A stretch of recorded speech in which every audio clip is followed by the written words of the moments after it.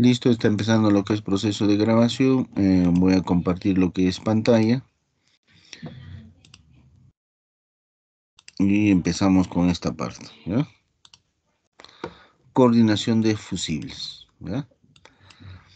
Hasta la clase, lo que es la clase anterior, veíamos lo que es la parte de confiabilidad y cómo es que se mejoran ya los niveles de confiabilidad llamados AIDIS, AIFI, la frecuencia y duración de las interrupciones, con simplemente el hecho de determinar lo que es de manera eficiente, dos aspectos. Uno, lo que es la ubicación óptima, ya en este caso de elemento de protección que es el recloser, ya, y punto número dos, utilizamos lo que es de manera adicional al recloser el seccionalizador, ¿no?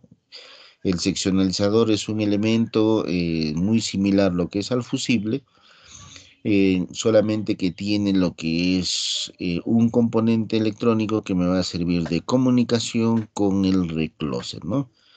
Ya, entonces con eso mejoramos, ¿qué cosa? Lo que es la parte de protección y obviamente mejoramos lo que es estos índices de confiabilidad.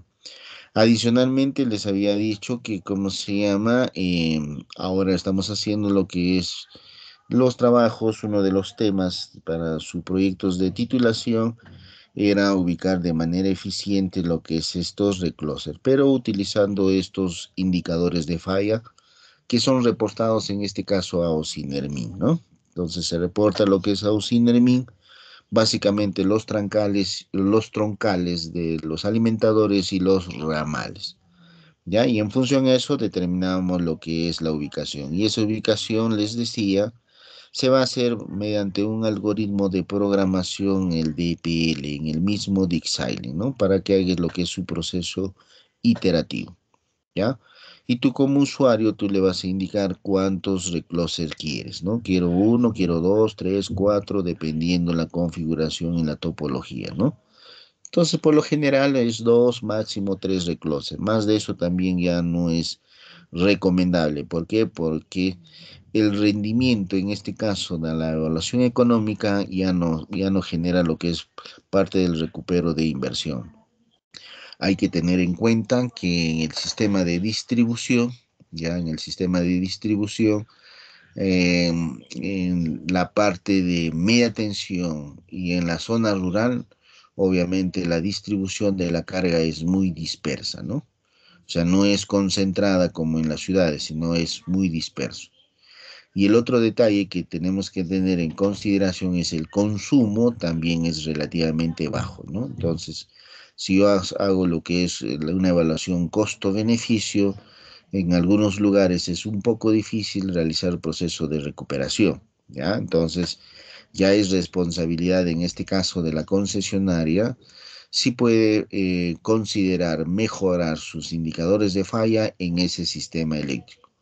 O caso contrario, le es mucho más recomendable tener la penalización por indicadores de falla, que es mucho más barata, ¿no? Pero eso va a ser una toma de decisión en función a la evaluación que se tiene del sistema eléctrico, ya de ese sistema eléctrico, considerando lo que es la evaluación económica de una mejora técnica en el sistema, ¿ya? Entonces, si no es rentable, nadie va a invertir, así de simple, ¿no?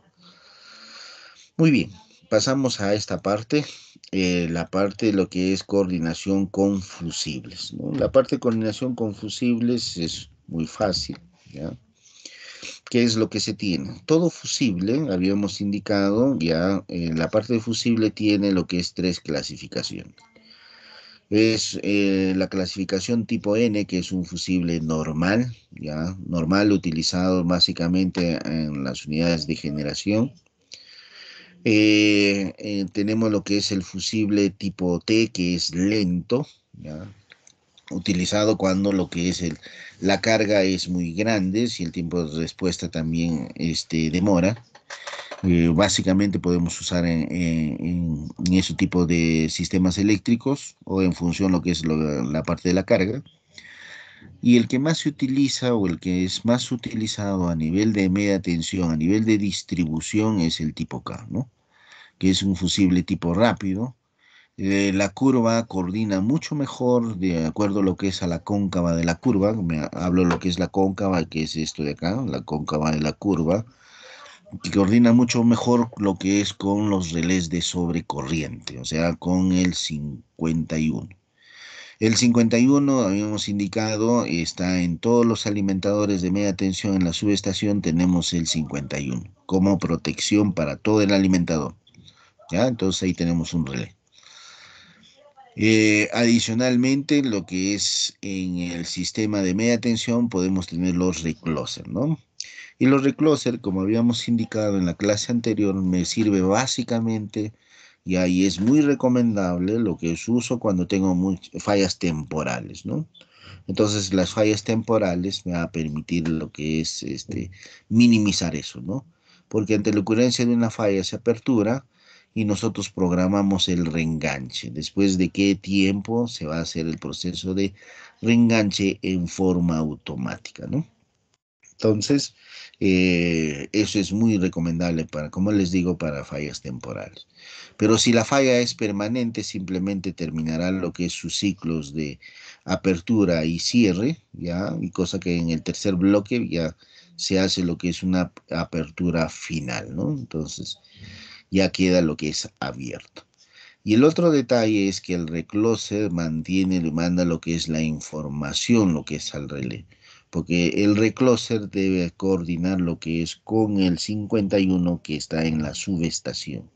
¿Ya? Entonces, yo ya tengo conocimiento de eso, ¿no? Entonces, eso es muy importante. Lo que no ocurre con este señor, con el fusible, porque el fusible, la acción, lo que es del fusible, básicamente es por temperatura, ¿ya? Ante el incremento de lo que es de la corriente, ustedes saben que tiene dos efectos principales que ante un cortocircuito, ya una cuestión dinámica y una cuestión térmica, ¿no? El efecto dinámico se va a traslucir a un efecto de esfuerzo, de tracción mecánica, y eso lo deben soportar básicamente los pórticos de las subestaciones.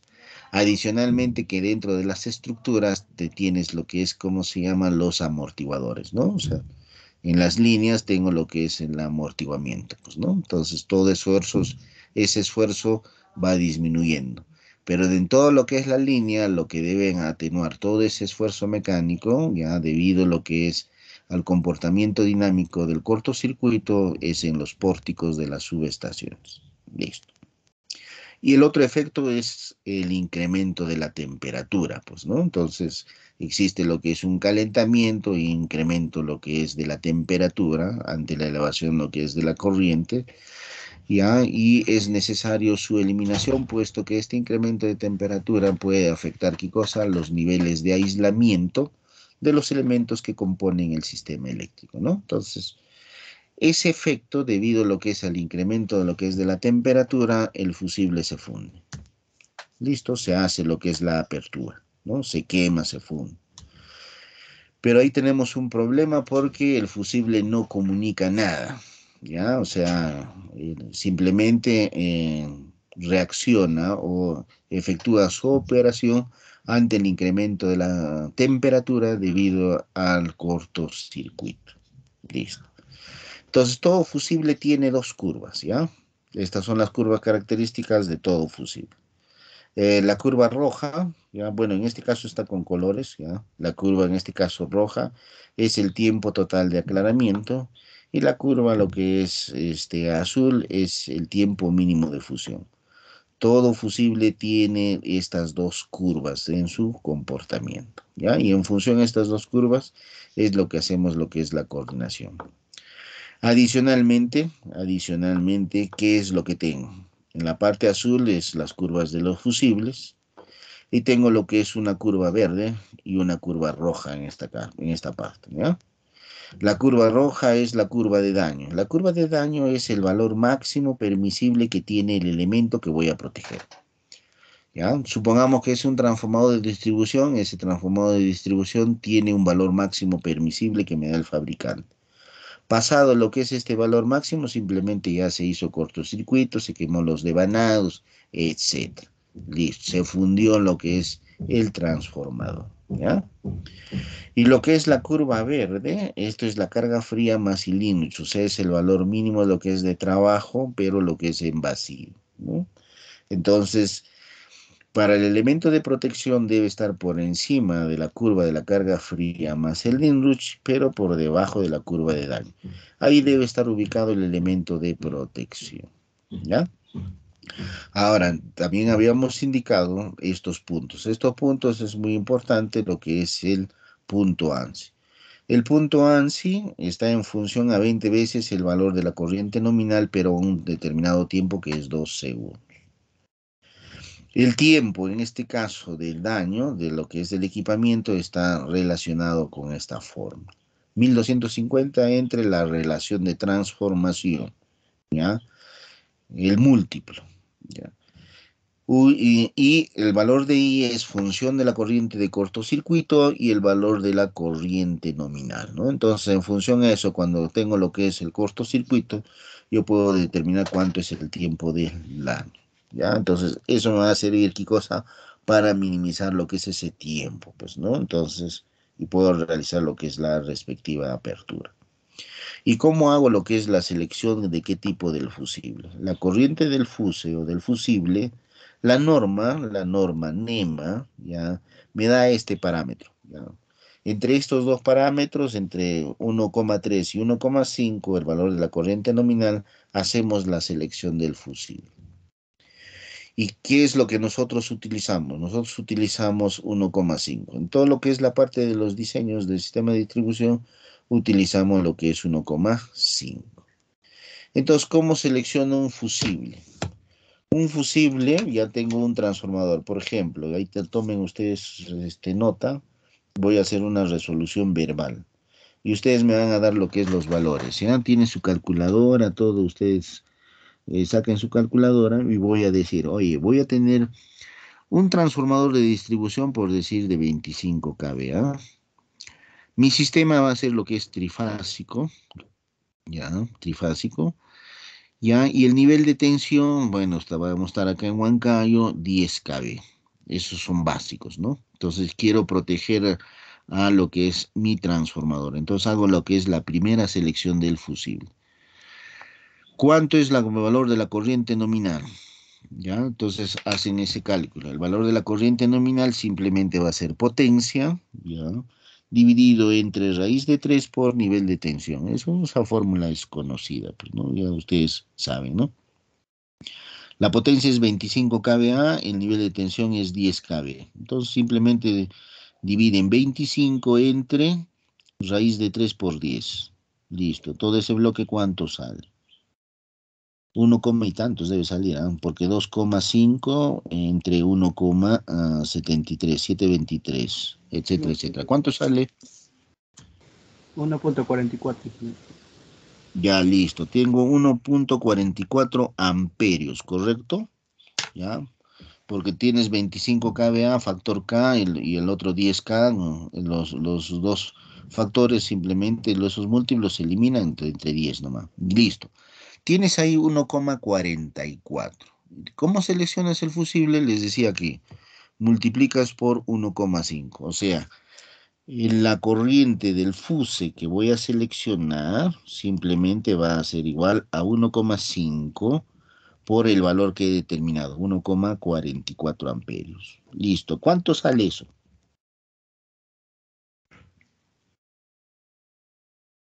2, ¿cuánto?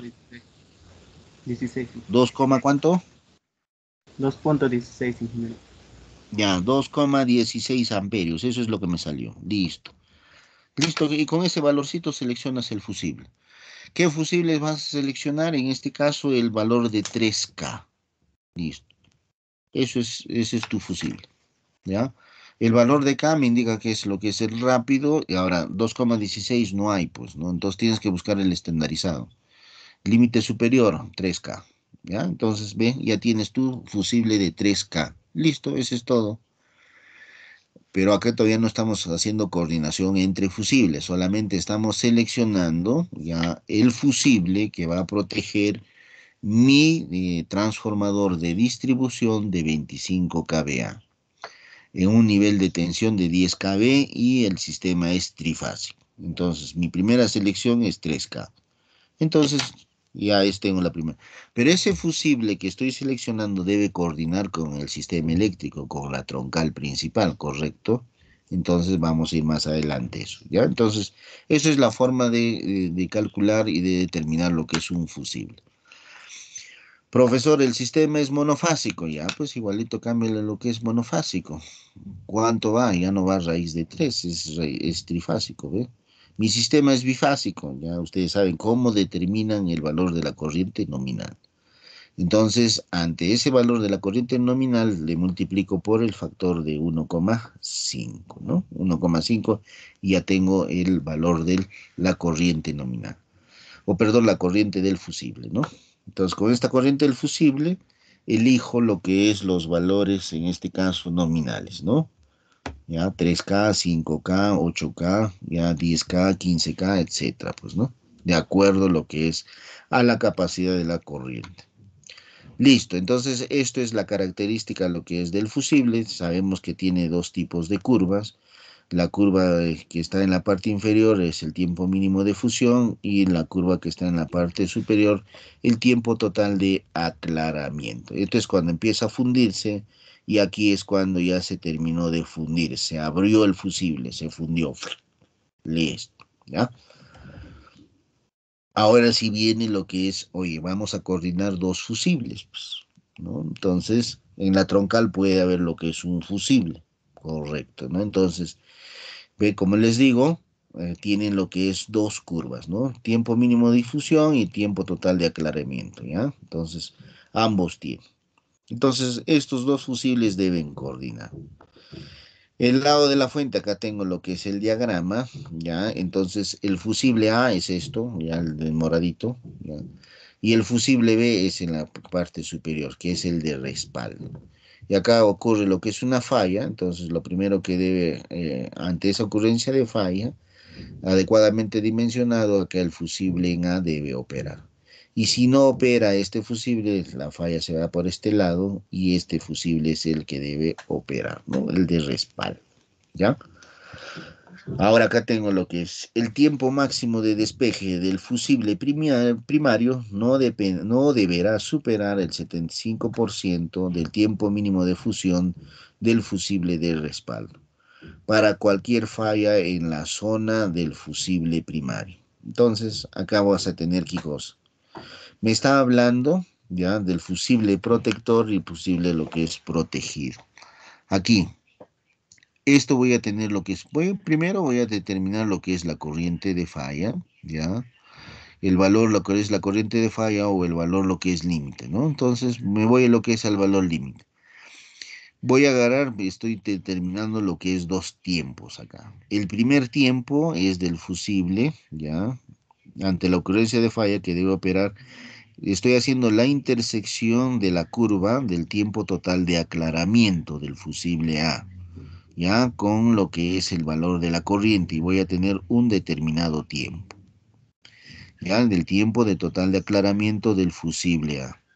Y eso lo debo lo que es tener lo que es ante esa misma corriente con el tiempo mínimo de fusión del fusible de respaldo, ¿ve? Entonces hago la intersección, el tiempo mínimo de fusión del fusible de respaldo, entonces hago la intersección y tengo ese tiempo. Listo, eso es lo que me está indicando.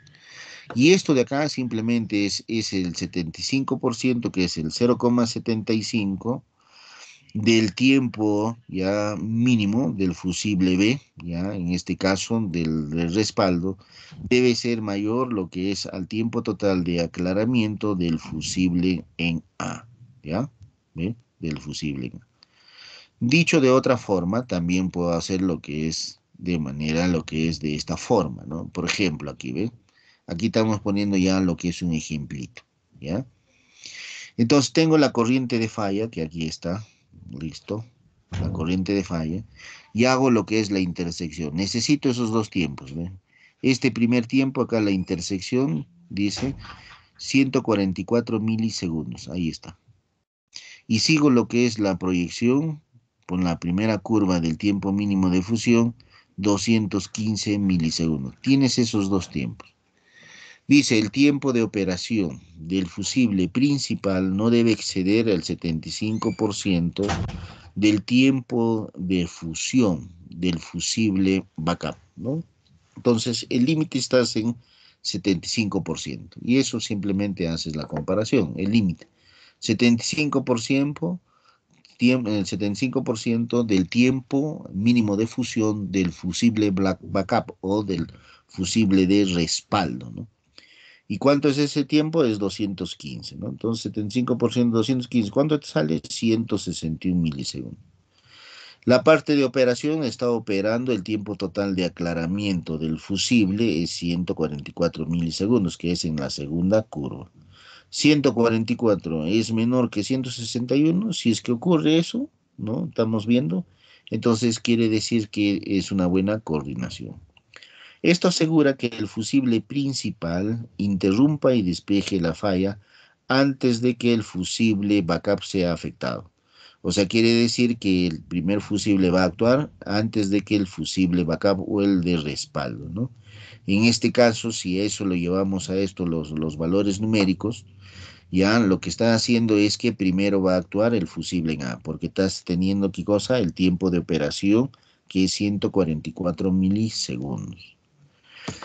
El otro, el fusible de respaldo, ya, el fusible de respaldo, si es que esto no actúa por X motivos, ya, debe actuar, pero en 161 milisegundos, ya, en 161 milisegundos.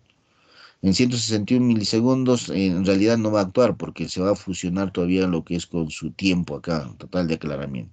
Pero en 161 milisegundos ya empieza su proceso ya de actuación hasta llegar hasta su segunda curva, ¿no? ¿Correcto?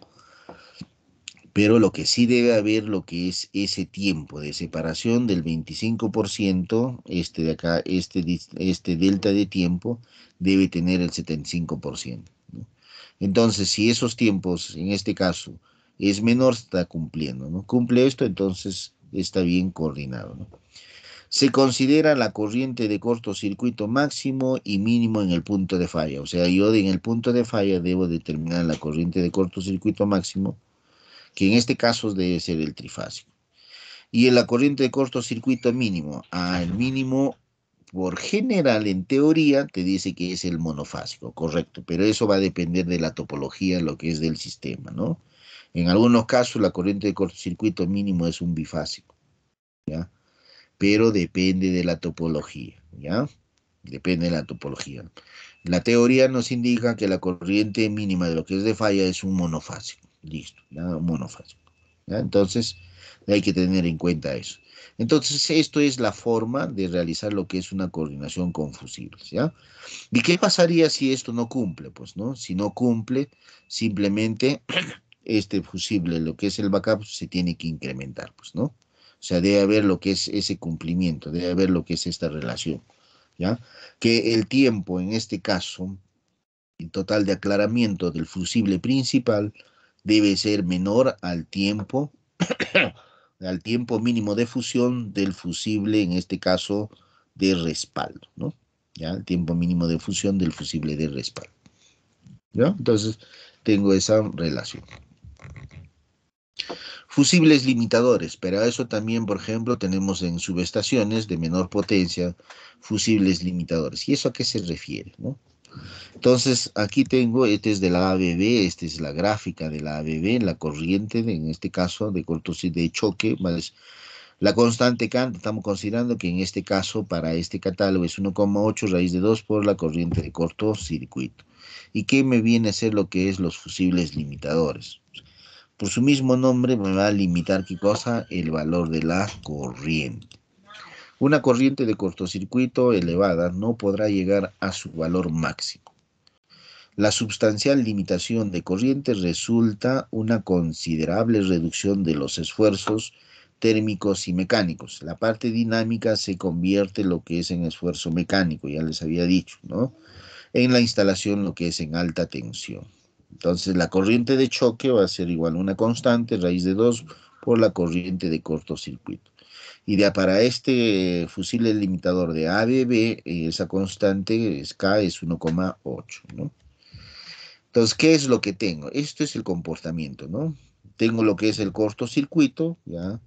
Y simplemente va a llegar lo que es hasta el valor máximo, que viene a ser lo que es la corriente pico, la corriente de choque, ¿no? Esto sería, ¿no? Obviamente esta corriente de choque, corriente pico es grande, pues. Entonces lo que yo quiero es limitar esta corriente de cortocircuito y cosa que se reduzca a estos esfuerzos, ¿no? Este esfuerzo térmico y el esfuerzo mecánico, ¿no? ¿Para qué? Para amortiguar ya ese efecto en cada uno de los elementos de la instalación. Entonces este es el objetivo de este fusible limitador. ¿Y qué es lo que va a hacer? Simplemente ante el incremento lo que es de la corriente, debido al cortocircuito vas a tener acá un corte. Y su S es la corriente pico o la corriente de choque, que es el valor máximo de ese efecto del cortocircuito. Y el valor de I sub C es la corriente cortada, o sea, cuando llegue este valor de límite, ahí lo va a cortar. Se va a fundir ese limitador de corriente. Ya lo corta y llega a lo que es a cero. Y que vas a tener dos tiempos, ¿no? El primer tiempo, hasta llegar lo que es hasta la corriente de corte, va a ser el tiempo de fusión. Y el tiempo 2 llega a lo que es hasta cero, es el tiempo de la extinción del arco, ¿no? Entonces, llega lo que es el cortocircuito, se corta lo que es esa corriente de cortocircuito, se funde y llega a lo que es a cero. Ya no cubre todo este ciclo completo de la corriente pico o corriente de choque. Y esa corriente de choque está dado por esta fórmula, ¿no? La constante K raíz de 2 por la corriente de cortocircuito. Entonces, ¿cuál es el efecto? Veamos acá lo que es un efecto en un diagrama. Tengo dos pequeñas subestaciones o dos transformadores en paralelo de 25 kiloamperios. La corriente de cortocircuito es 25 kiloamperios, ¿no? Entonces están conectadas. Acá voy a poner un fusible limitador, ¿ya? Y voy a ver lo que es cuánto es la corriente de choque. Entonces, este es un diagrama unifilar, ¿no? Entonces, ¿qué digo? La corriente de choque, viendo lo que es el catálogo de lo que es de la ABB, la constante K es 1,8 raíz de 2 por la corriente de cortocircuito. Si es que esto está lo que es abierto, o sea, solamente considero a este transformador 1, entonces solamente sería 25 por 1,8 raíz de 2, ¿no? ¿Y cuánto es 63,64 kiloamperios? O sea, esta corriente, esa contribución de esto de acá a la corriente de cortocircuito es 63,64 kiloamperios, más del doble, ¿eh? 25, 50, ¿ve? Mm, será pues unos 140, 150% más, ¿ve? Ahora, ¿qué pasaría si estos dos están conectados? No tengo lo que es limitador, simplemente tales cuales, simplemente será la sumatoria. Ese valor de corriente de contribución será lo que es del uno y lo que es del 2. Así de simple, ¿no? Entonces, ¿cuánto es? Simplemente por 50. ¿Y cuánto es esa contribución? 127 kiloamperios, o sea, la distribución de los dos transformadores. Oye, ¿y cómo sería lo que es el efecto? Ahí está lo que es el efecto. ¿Qué dice? Lo que es la gráfica. La gráfica básicamente se limita el esfuerzo dinámico y térmico en 4 veces. O sea, ese esfuerzo se reduce en 4 veces, ¿no? Ya, entonces, para el primer caso, los 63 kiloamperios en la gráfica más o menos es ahí. Pero cuando tengo lo que es los dos, estamos hablando de 127,3, o sea, 126, 127, un poquito más, ¿ve? Oye, entonces, si es que no tengo lo que es un limitador, tu corriente de cortocircuito sería así. Sube así, así. Y esto ya es real, ¿ah? Listo. Así sería. Acá dice el valor de la corriente sumado lo que es las dos contribuciones, ¿ya? Pero sin lo que es el limitador de corriente, sin el fusible limitador. ¿Y qué pasa lo que es con el fusible limitador? Mírenme, va lo que es aquí, empieza lo que es el corte, pero tienes dos contribuciones, ¿no? Empieza lo que es el corte, tienes la otra contribución y empieza a trabajar, ¿qué cosa? El limitador de corriente. Y cae. O sea, no está llegando ni siquiera a lo que es a los 63, ¿ve? En este caso, con limitador de corriente. Entonces, por eso es muy importante en este caso hacer el uso ya de un limitador de corriente. Entonces, ¿cuál va a ser el efecto principal? Es reducir esto, pues. Ante un cortocircuito vas a reducir ese efecto, ¿no? ¿Ya? Ese efecto. Y obviamente esto también vas a salvaguardar, ¿qué cosa? El nivel de aislamiento de los componentes del sistema eléctrico como tal, ¿no? ¿Ya? Ejemplos de que de aplicación, ya habíamos visto algunos ejemplos, pero acá también tenemos uno. Acá estamos utilizando lo que es ya la corriente de falla. Ojo que habíamos dicho, acá siempre es necesario tener en cuenta qué cosa, lo que es la corriente de cortocircuito máximo y mínimo en el punto de falla, ¿no? Entonces, en ambos casos debe coordinar. Acá tenemos lo que falla, 824 amperios, 787 amperios. Bueno, en este ejemplo estaba utilizando lo que es un tipo lento, 10T, ¿ya? Y tengo lo que es el respaldo, ¿no? La carga máxima, tengo una corriente aproximada de 41 amperios, ¿no? En el lado de lo que es de carga. Entonces, ¿y qué es lo que se está haciendo? Acá está utilizando lo que es el 10T, eso es lo que está cerca de lo que es la carga, ¿ya? Aquí, 10T el F1, pero lo que es el de respaldo es un tipo rápido. Aquí está. Acá dice 50K, entonces eso es rápido lo que es la parte de respaldo. La corriente que cortocircuito, vamos a suponer en este caso ya una corriente por debajo o alrededor de 1500 amperios y tienes acá, ¿no? Necesitas lo que es la intersección, lo que es de las curvas, ¿ya?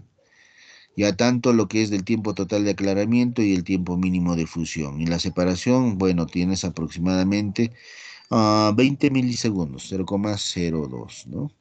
Entonces, por lo tanto, acá está seleccionando lo que es un equivalente de 50K, ¿no? Entonces, para el fusible 2 de respaldo, se selecciona uno de 50K.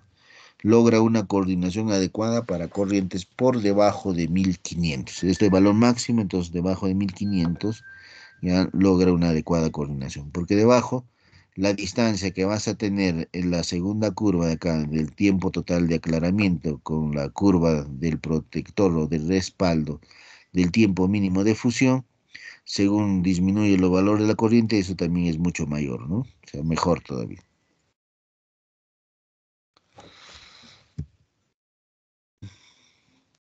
Pasamos lo que es a otro punto, que vendría a ser lo que es ya la coordinación de protección. Ya vamos avanzando un poco de acá. Coordinación de protección, el punto número 12. Listo. Entonces ya sabemos lo que es los elementos, ya tenemos lo que es los relés, ya transformador de corriente, de tensión, entonces todo eso parámetro ya sabemos. Entonces ahora, ¿cómo hacemos lo que es la coordinación de protección? Y a partir de aquí ya finalizando, ya empezamos a hacer lo que es ejemplo, pues, ¿no? Ya cómo proteger. Entonces la parte de coordinación. Es la condición de dos o más equipos de protección para operar en una determinada secuencia ante lo que es condiciones de falla. Obviamente esa secuencia es esta, pues, ¿no? La secuencia, ¿no? Ante lo que es la ocurrencia de una falla, primero tiene que operar el elemento cercano a lo que es esa falla. En este caso debe operar esto. Si no opera esto por X motivos, simplemente debe operar esto. Pero profesor, ¿por qué no puede operar eso? Entonces acá hay un factor, un detalle, ¿no? Lado de la fuente, lado de carga. Este señor, a este señor lo que es, hay que calcularlo adecuadamente lo que es la carga.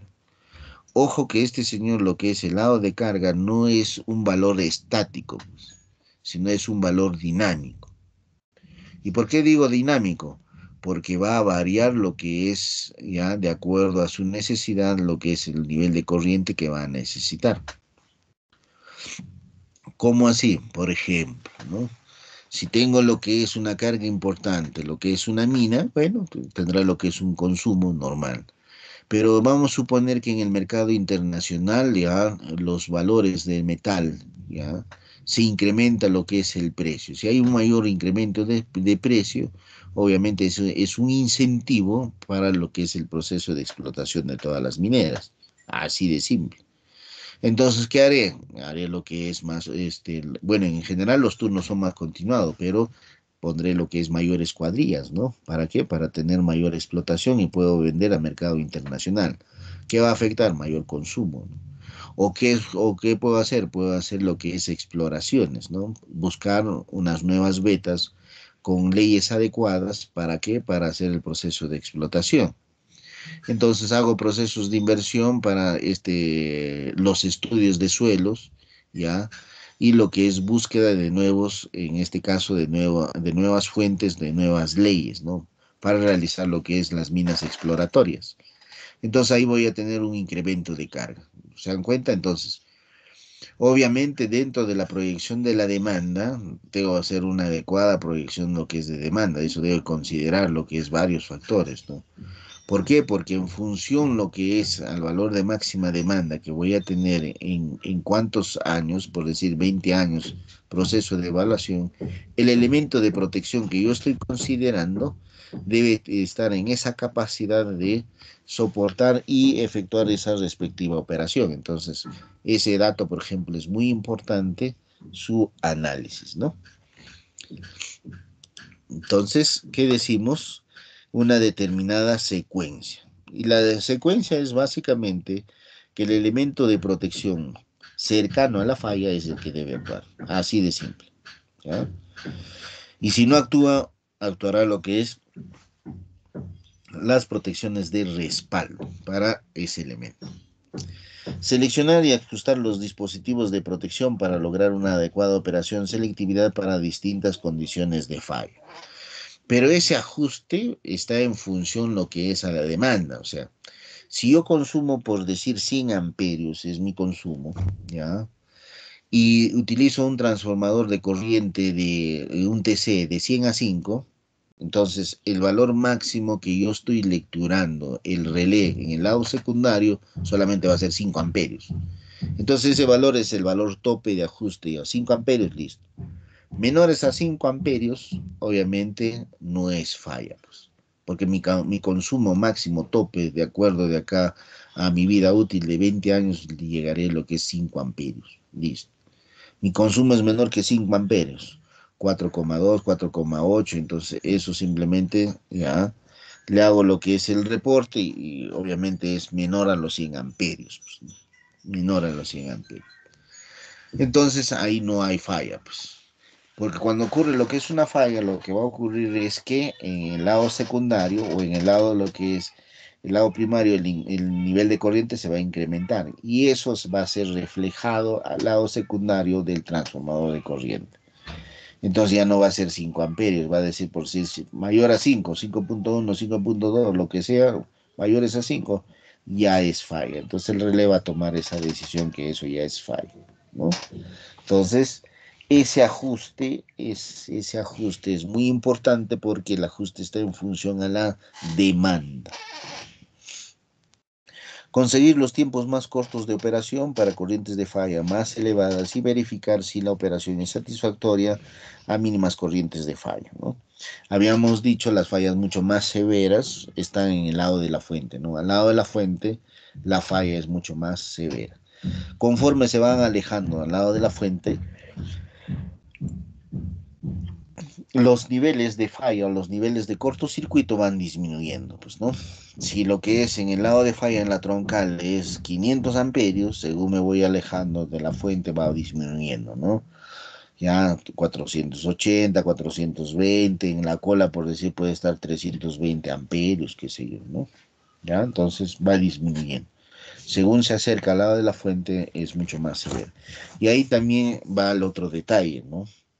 Y las recomendaciones que dábamos cuando estudiábamos lo que es a los relés, nos decían que no es recomendable utilizar, ¿qué cosa? Muchos relés conectados en serie, porque el tiempo de operación en el lado de la fuente se va a incrementar, ¿no? Entonces, se va a hacer mucho mayor, ¿ya? Entonces, ahí están recomendaciones. Entonces aquí tenemos lo que es la parte de coordinación, tenemos lo que es todos los elementos y voy a tener así las curvas. Ya, ante una corriente de falla máxima, voy a suponer que por aquí es la corriente de falla máxima, hacia el lado izquierdo no debe haber cruce de, en este caso, de las curvas, ¿ya? A eso los cruces nosotros le llamamos traslap, o sea, no debe haber lo que es traslap. Debe estar de esta forma hacia el lado izquierdo. En esta zona, obviamente, no debe haber lo que es cruce. Al lado derecho, por las colas, después puede cruzar, no hay ningún problema. ¿Por qué? Porque yo estoy determinando que en este punto ya esto va a ser el valor de la corriente máxima de cortocircuito trifásico que va a tener el sistema eléctrico. Más de eso ya no tiene, pues. Más de eso ya no hay otro valor, ¿no? Entonces, hasta ahí va a visualizar, ¿no? Ahora, en este diagrama, lo que tiene que coordinar es el 2 con el 3 no coordina porque lo que es ante lo que es la una falla, simplemente lo que se va a ir es de esta forma, así se va a ir. Ocurre lo que es en esta troncal una falla, se va a ir de esta forma hacia la fuente. No se va a ir así, tampoco se va a ir de esta forma, ¿no? Entonces, ¿quiénes tienen que coordinar? Lo que tiene que coordinar es el elemento de protección de la troncal con los ramales, o sea, debe coordinar uno con 2 y debe coordinar uno con 3. Profesor, ¿puede coordinar 2 con 3? La respuesta es no. La respuesta es no, porque no existe ninguna comunicación entre el 2 y el 3. Ambos son ramales, ¿ya? El comportamiento del cortocircuito es en esta forma, el otro de esta forma. Entonces, los elementos en este caso a coordinar es uno con 2 y uno con 3.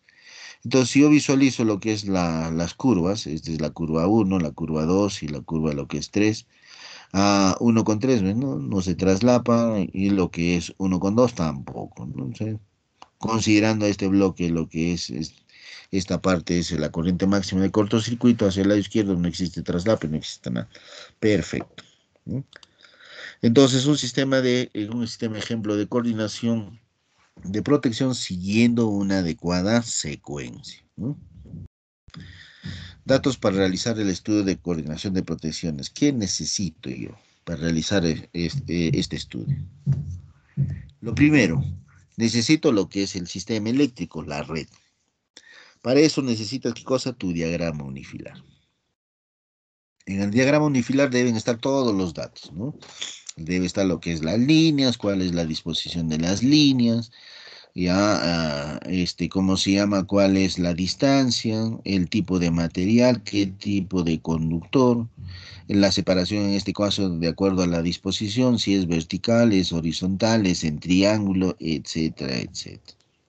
Necesitas toda la información, ¿ah? En el diagrama unifilar. El régimen del neutro, si es un sistema de puesta a tierra con disposición o solamente tiene lo que es puntos, ¿no? ¿Ya? Cuando digo lo que es disposición es con neutro corrido y puntos es neutro aterrado, ¿no? Va a depender. O sea, ¿cuál es su régimen del neutro? Y eso va a estar también en función ¿cómo se llama? A la característica que va a tener lo que es el sistema. Si el sistema es en triángulo, si el sistema es en estrella, ¿no? ¿Ya? Los niveles de tensión, ¿ves? Entonces, todo eso debe estar en tu diagrama unifilar.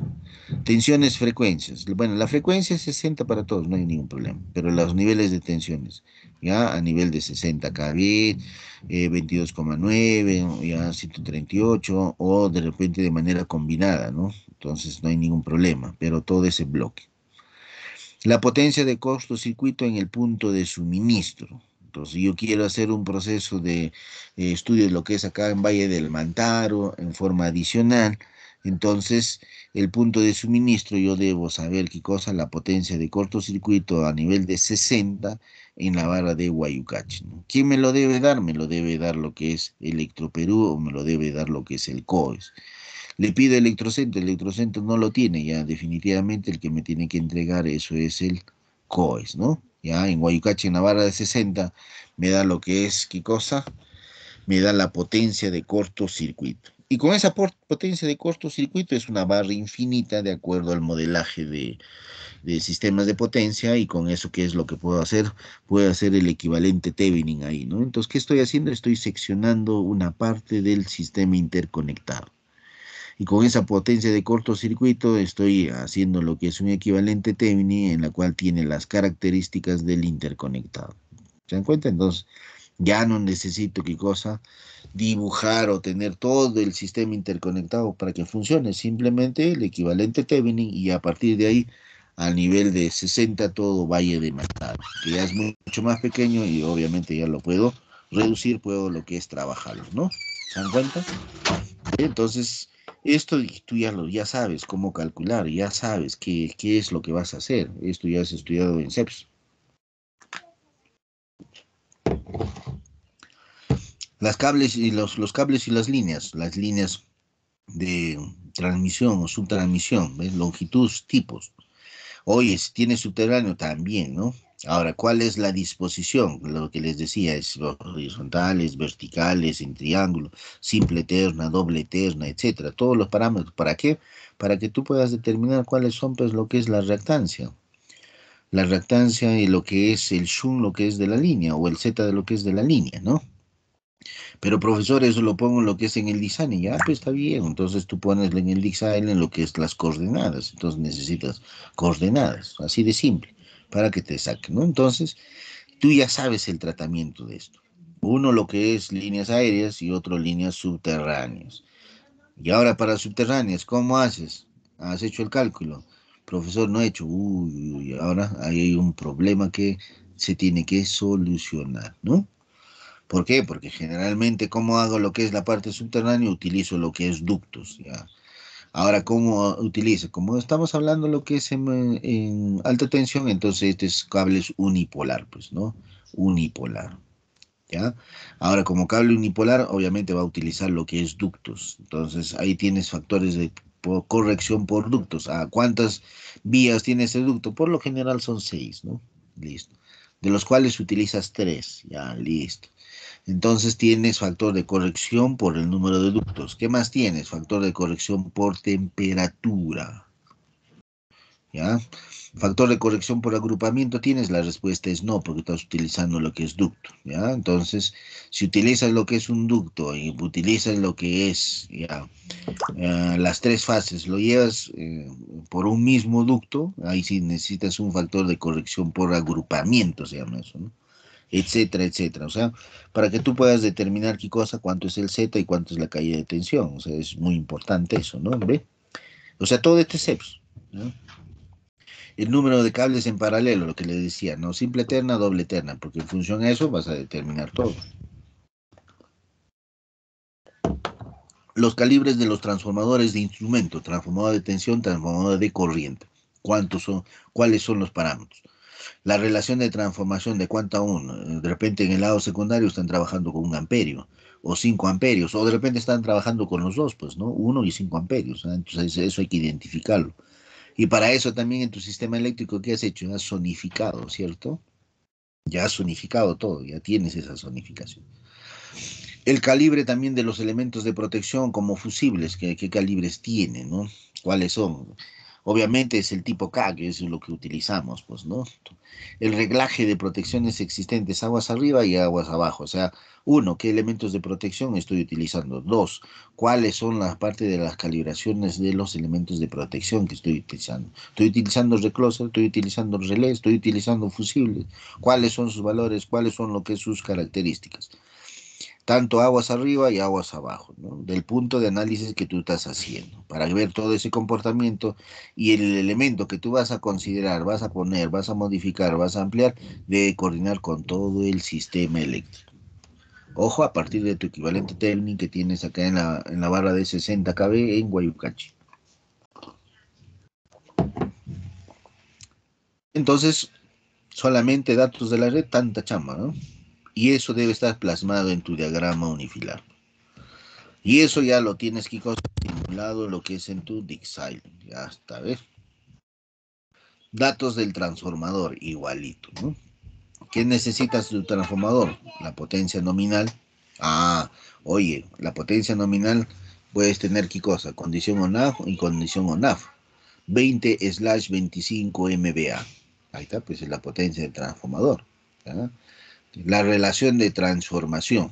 ¿Ya? La relación de transformación. ¿Cuáles los niveles de tensión? 60, 220 kb. Ah, pero esa es posición fija, pero ahora tiene taps, pues, ¿no? 60 slash más menos 220 más menos 5 por 1%, cierra paréntesis, kb. ¿Ya ves? ¿Ve? La tensión de cortocircuito, ¿cuánto es? Ah, la tensión de cortocircuito, ya, por decir 3%. Pero también en los datos de placa te dice, oye, ese 3% se ha dado a qué nivel de tensión y qué potencia de prueba. Tensión de prueba, ya 210 kb, por ejemplo, o 60 kb. La potencia, 50 MVA o 100 MVA, no lo sé, pues, ¿no? ¿Para qué? Para que tú hagas tu proceso de conversión, ¿no? Y todo, obviamente, estés en un mismo sistema, ¿ya? Las pérdidas en el cobre, ¿cuántos kilowatts pierdes? Ahí está, eso está en datos de placa. Los índices de conexión, cómo está conectado tu transformador de IN. Ahora si tiene lo que es su neutro o no tiene neutro, dependiendo cuál es lo que es la característica. Por decir, puede ser de DIN5, DIN11, qué sé yo, pues, ¿no? Entonces, ¿y para qué voy a tener esto? Para el desfasaje, pues, ¿no? Los desfasajes, ¿se dan cuenta? Profesor, pero eso lo pongo en lo que es en el design. Y sí, pues, no hay problema. Solamente hay que tener en cuenta que debes manejar bien el software, ¿no? El software hace lo que tú dices. Si tú pones datos de manera errada, el software igual lo calcula todo, ¿no? Te sale un valor. Y ese valor determinado será un valor errado, pues. O sea, hay que tener mucho cuidado.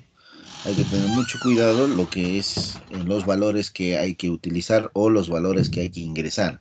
Y hay que saber qué valores ingresar. Eso es muy importante, ¿no? ¿Qué valores saber ingresar? Profesor, ¿y eso dónde lo veo? En tu manual, pues, ¿no? Tiene lo que es un manual, en este caso del DeepSilent, todo tiene su manual, revisa el manual. Mira qué características puedes poner, etcétera. Regulación de cargas, ¿cuáles son los valores mínimos, valores máximos? ¿Ve? Entonces, acá hay bastante análisis que hay que hacer para lo que es al transformador, ¿no?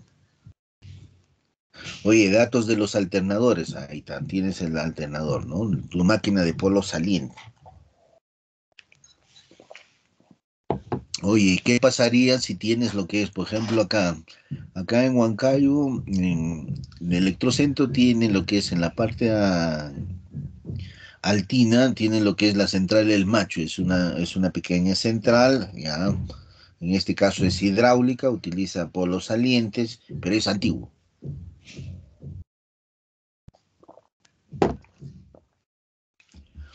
Y obviamente sus datos de placas ya ni existe, creo. ¿Y ahora qué pones? Mm, Pero sabes cuántos polos tiene, 4 polos, por decir, ¿no? Y ahora, ¿qué pones? ¿Qué valores pones? ¿Ya ves? Entonces, hay que tener el detalle, ¿no? Tomen nota, señores, hay un librito que se llama lo que es cálculo de cortocircuito, eso es de la Siemens, existe lo que es en la biblioteca especializada de la facultad, está en lo que es en inglés y también tienes en español, ¿ya? El autor es Rupert, Rohoper se escribe, ¿ya? Rohoper, así se escribe. Le estoy dando lo que es ese librito porque ese es un librito muy interesante. ¿En qué sentido? En que tú tienes unas tablas en la cual cuando tienes este problema de las máquinas de polos salientes o los alternadores, de acuerdo a lo que es a la potencia, pues ahí te da lo que es valores para considerar qué cosa, la reactancia, ¿no? Transitoria, subtransitoria, cuasi estacionaria, de acuerdo al número de polos y de acuerdo a lo que es a la potencia. Richard Rohoper, así se escribe, ¿eh? Richard Rohoper, es de la Siemens, cálculo de cortocircuito se llama lo que es el libro. Si algún día tienen problemas, acudan a eso, entonces una tabla que es de mucha ayuda. Tienes lo que es la potencia nominal, tensión nominal, factor de potencia nominal, las reactancias, ¿ven? Las reactancias subtransitorias. En ese librito, si es que no tienes, te va a dar la reactancia transitoria, subtransitoria y cuasi estacionaria, ¿ya? Corriente de cortocircuito permanente o tensión de excitación nominal, ¿no? Y la reactancia síncrona saturada. ¿Ve? Mira, ve, todos estos valores tú los necesitas. ¿Por qué? Porque simplemente para el análisis de cortocircuito se tiene que hacer su equivalente, ¿no? ¿Ya? Entonces, eso ya lo hace pues lo que es tu Dixailen y todo, cualquier lenguaje o cualquier programa que nos pueda ayudar a calcular lo que es flujo de potencia y cortocircuito. Las cargas, una de las cargas muy importantes también son los motores, pues, ¿no? Entonces, los motores ese también hay que tener mucho cuidado con eso, ¿no? Potencia nominal, lo que es tensión nominal. El tipo de arranque también es importante y el valor de la corriente, porque en función a eso también, qué elemento de protección voy a utilizar, ¿no? Cuando el par de arranque es elevado, entonces la corriente de arranque también es elevado, tiene lo que es un pico. Yo no puedo poner un elemento de protección de sobrecorriente, así como muy corriente, simplemente para ese pico de arranque, el relé va a decir que es falla y siempre lo va a sacar de servicio. Entonces, para eso también tengo otro tipo de lo que es de relé para lo que es los motores, en la cual es necesario lo que es esa corriente de arranque y el tiempo, y por eso está acá, el tiempo de arranque, ¿para qué? Para yo poner eso ya dentro del proceso de calibración y cosa que en ese periodo de tiempo simplemente esa corriente elevada es el par de arranque, ¿no? Y el relé obviamente ya está, ¿cómo se llama? Calibrado para su no operación. Después de eso, cualquier anomalía ya es falla, ya pues, ¿no? Riesgos del bloqueo del rotor, o sea, si tiene lo que es bloqueo o no, ¿no? El número de arranques autorizados y los intervalos. Ojo que también los arranques pueden ser en frío o en caliente, va a depender, ¿no? Las constantes de tiempo de calentamiento y de enfriamiento también son datos importantes para ver lo que es la parte de operación, cómo carga a estos elementos, ¿no? Una vez que ya tengas lo que es las cargas, tienes todo lo que es los datos, datos de la red, sistema, todo, entonces lo primero que tienes que hacer, ¿qué cosa es? El flujo, pues, ¿no? El flujo de potencia en cualquier programa, ¿no? En este caso, este es el Powerwall, ¿ya? ¿Ya? Entonces acá haces el flujo de potencia. Ojo que este es un sistema real, ¿ah? Parte de lo que es a tipo Pichanaki, ¿ya? Entonces, ahí tienes lo que es las centrales, ¿ya? Centrales hidráulicas y bueno, todo lo que es su sistema. Entonces necesitas determinar lo que es el flujo de potencia. ¿Para qué? Para que la operación del sistema, ya en máxima demanda, esté en lo que es en condiciones favorables y de acuerdo a la norma. O sea, estés dentro de los límites de tensión y también estés dentro de los límites, en este caso, de pérdida, ¿no? Caso contrario, poner lo que es correctores o lo que es la parte de compensadores, ¿no? Compensación, ¿para qué? Para lo que es controlar lo que es la parte reactiva del sistema eléctrico, ¿no? Y con eso estás mejorando, ¿qué cosa? Lo que es caída de tensión y estás disminuyendo niveles de pérdidas. Si es que fuese necesario, ¿ya? Entonces eso hay que tener en cuenta. Si es que fuese necesario. En este caso, por ejemplo, no es necesario, estamos dentro del rango, los reactivos es mínimo, entonces no es necesario, ¿no? Entonces, simplemente hacía esa aclaración. Entonces, una vez que he determinado lo que es el flujo de potencia, ya de acuerdo a lo que es a la necesidad, de acuerdo a lo que es a la demanda, ¿ya? Y en todos los escenarios, si deseo máxima demanda, mínima demanda, en épocas de avenida, en épocas de estiaje, porque ya en un caso real tienes que considerar lo que es todos esos escenarios, realizas qué cosa, el cortocircuito, pues, ¿no? Necesitas saber lo que es los valores máximos permisibles de la corriente de cortocircuito, considerando lo que es el valor máximo y el valor mínimo. El valor máximo, ya dependiendo lo que es del sistema, dependiendo del sistema que puede ser un trifásico, o el otro el valor mínimo, ¿no? Entonces, eso te va a dar lo que es el sistema. Y tú harás también igualito en los diferentes escenarios, pues, ¿no?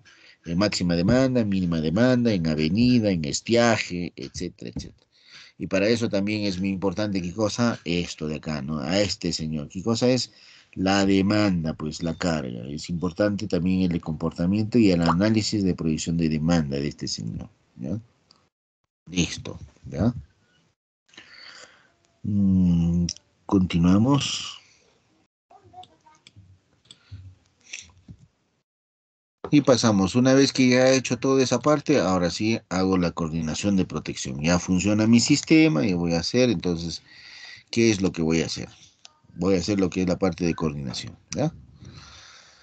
Para eso tengo lo que es algunas reglas, unas reglas básicas. Entonces, en función a eso también vamos a ver y vamos a enseñar cómo utilizar esto, cómo realizar lo que es la parte de coordinación, uno, de un método analítico y dos, con el método gráfico.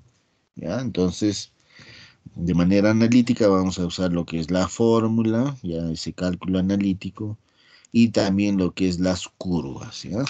De esto. Principio de escalonamiento, corriente, tiempo. Entre los diferentes métodos usados para lograr una correcta coordinación de los relés, tenemos a los que usan cualquier tiempo o sobrecorriente. La finalidad de los tres métodos es la correcta discriminación. Cada uno debe seleccionar y aislar la sección fallada de la red del sistema eléctrico de potencia, dejando el resto del sistema sin disturbios. Bueno, esa es la finalidad que se tiene, ¿no? Para eso tengo lo que es reglas básicas. ¿Cuáles son las reglas básicas? Usar en lo posible los relés de la misma característica. Estamos considerando esto ya como una recomendación. Si en el sistema eléctrico tengo los relés en ABB, lo pongo lo que es ABB. Tengo lo que es Schneider, pongo lo que es Schneider. Tiene General, pongo en General. Ojo, es recomendación, no es fijo.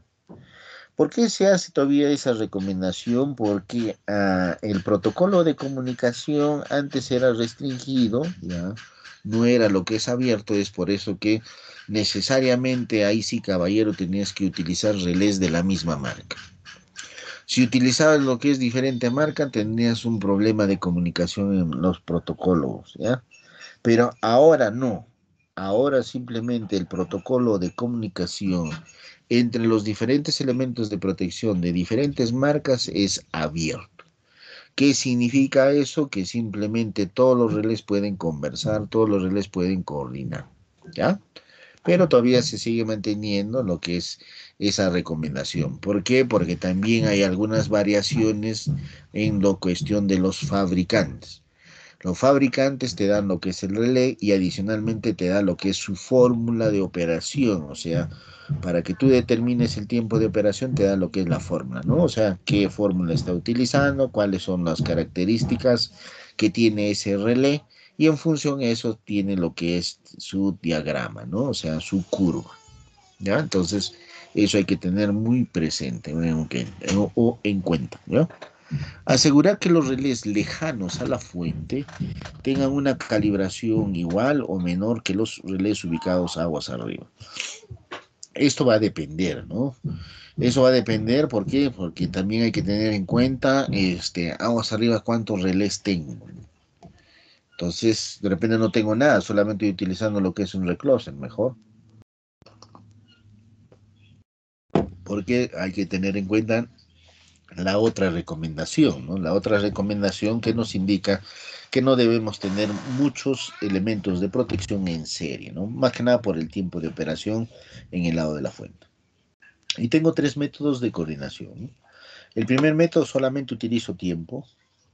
El segundo método utilizo solamente lo que es corriente. Y el tercer método utilizo la mezcla de ambos, tiempo, corriente. De estos tres, ¿cuál se utiliza? El último. El último es lo que se utiliza. Vayamos discriminación por tiempo. Tengo lo que es dos curvas, ¿ya? Y voy a tener lo que es un tiempo de separación. Ojo que lo que es la curva más cercana, o llegado lo que es a la intersección de los ejes, ya a tiempo corriente, es la parte o el elemento de protección que está más alejado del sistema, ¿no? En este pequeño gráfico, B está más alejado de lo que es a la fuente, por lo tanto está en la parte inicial, lo que es de la curva, ¿no? Y el más cercano a lo que es a la fuente está más alejado, en este caso, de la curva tiempo corriente, del proceso de intersección. Ahora, me dice, en este método, ¿ya? De acuerdo a lo que es un apropiado ajuste de tiempo, se asegura que los relés aperturen, en este caso los disyuntores, ¿ya? Cercanos a lo que es a la falla. Ocurre lo que es una falla, simplemente debe lo que es aperturar. Ojo que acá hay una variación, acá dice un delta de t, delta de t es 0,2, 0,5, ¿ya? Acá hay una variación. Acá hay un tiempo de espera entre relé y relé, ¿no? El elemento lo que es principal y el otro elemento que es el de respaldo, ¿no? La norma IEC, la norma IEC, me dice que este tiempo de espera delta de t es de 300 milisegundos, ¿ya? 300 milisegundos me da lo que es la norma IEC. Por eso es que esta variación de delta de tiempo, acá tengo lo que es un rango, ¿no? Que puede variar de 0,2 a 0,5 segundos, o de 200 a 500 milisegundos. Pero por recomendación de normativa utilizamos 300. Pero adicionalmente lo que tengo que analizar es lo que es en el sistema eléctrico. ¿Cómo es que está funcionando Valle Mantaro? ¿Cuáles son los relés que estoy utilizando? Pues está mi diagrama unifilar. ¿Cuánto es el tiempo? El tiempo en este caso de espera de comunicación entre relé y relé. Utilizan 300 milisegundos, utilizan 200 milisegundos, 250, 350, no lo sé. Entonces eso también es muy importante. ¿Por qué? Porque eso también hay que considerar nosotros si es que estamos haciendo una ampliación en ese sistema eléctrico. La regla básica: el retardo de tiempo de operación se efectúa con el dial del tiempo, ¿ya? Del relé. El TMS es el Timer Multiplier Setting, ¿no? ¿Y cuál es ese valor? Es esto de acá. Ya habíamos indicado, el TMS es esto, o sea, A, B, C, D, entonces eso es el TMS. Acá dice múltiplos de lo que es de la corriente, el reglaje, ¿no? Múltiplo de la corriente. Puede ser solamente corriente o puede ser lo que es múltiplo, como en este caso, ¿no? I entre I sub N, ¿no? I en función de la corriente cortocircuito y sub N en función de la corriente nominal, ¿ya? Y acá sí, el tiempo siempre va a estar en segundos. Se tiene el siguiente sistema eléctrico radial, ¿no? Considerando una discriminación de tiempo, aislar lo que es la falla. Entonces tengo lo que es una falla, acá tienes lo que es tiempo. Y acá, mira, vamos viendo, ¿ya? Cómo se va incrementando lo que es la falla. Ojo que acá en este caso, entre relé y relé, tenemos 400 milisegundos, ¿no? ¿Ve? Aquí 400 milisegundos, 400 milisegundos. Y aquí, si es que vemos acá lo que es los tiempos operativos, en el lado de la fuente, donde el cortocircuito es mucho mayor, el tiempo de despeje es mucho mayor, ¿ven? Respecto, por ejemplo, acá. Acá la corriente de cortocircuito es menor que aquí, ¿no? Entonces, por eso también ¿cómo se llama? Aquí estamos considerando solamente lo que es tiempo, pero no estamos considerando lo que es diferentes tipos de relés, porque hay relés exclusivos para lo que es transformadores, exclusivo lo que es para lo que es líneas, ¿ya? Exclusivo lo que es para lo que es barras, etcétera, ¿no? Entonces, aquí estamos considerando solamente uno, ¿no? Por ejemplo, por la cuestión didáctica y ver que, obviamente, pues, relés conectados a lo que es en serie, la implicancia es que el tiempo de operación en el lado de la fuente es mucho mayor, ¿no? Es mucho mayor. Los seccionadores que se instalan en HJKL, esto es en el lado de alimentación, dice de cada sección del sistema de potencia, cada unidad de protección cuenta con un relé de sobrecorriente con retardo de tiempo definido, ¿ya? En la cual dice la operación de los elementos sensores de corriente simplemente inician el elemento de retardo de tiempo. Aquellos relés para los cuales la corriente de falla está por debajo de sus ajustes de corriente no son parte de esta discriminación porque no es falla, pues, ¿no? Por esta razón, los relés son descritos como relés con retardo de tiempo definido. Desde que su tiempo de operación es para propósitos prácticos independientemente del nivel de corriente, porque acá solamente estamos trabajando lo que es con tiempo. No estamos viendo lo que es el nivel de corriente o la corriente de cortocircuito sobre corriente que puede tener ese pequeño sistema, ¿no? El relé H, ahí está, que es más cercano a lo que es a la falla, ¿ya? Y es más cercano, permite lo que es fundir su fusible, en este caso de falla, en el lado secundario del transformador, típicamente con un retardo de 250 milisegundos. Me dice que es el adecuado. Si la falla ocurre en F, la falla lo que es ocurre lo que es en F, ya, esto de acá, la falla ocurre lo que es en F, ¿ya? El relé H opera en 250. La operación del disyuntor H elimina lo que es la falla antes de los relés, obviamente, ¿no? Si esto es lo que se opera, va a eliminar la operación de estos, de acá, porque tienen que esperar lo que es todavía su tiempo, ¿no? 650, en este caso 1050, y el otro 1450 milisegundos, ¿no? La principal desventaja de este método de discriminación es el tiempo de eliminación de la falla más alejada. De acuerdo al gráfico, dice el tiempo de eliminación de una falla cercana a la fuente de alimentación es mucho mayor, 1450 en el ejemplo, por lo que se recomienda no usar muchos relés B, y aquí lo estoy volviendo a resaltar, ¿no? De acuerdo a lo que es justo para una cuestión didáctica, vemos que obviamente si utilizo varios relés, lo que es en serie, el más afectado va a ser la fuente, pues, ¿no? Teniendo lo que es una falla más severa, el tiempo de despeje va a ser mucho mayor. Entonces, hay ahí lo que es el detalle, ¿no? ¿Ya? Por eso dice, se recomienda no usar muchos relés, lo que es en serie. Discriminación, lo que es por corriente. ¿Ya? 1047, listo. Discriminación por corriente y esto lo hago lo que es la próxima clase, ¿ya? Y hacemos lo que es discriminación tiempo corriente. Muy bien. ¿Alguna consulta? Voy a dejar lo que es de grabar. Detengo el proceso de grabación.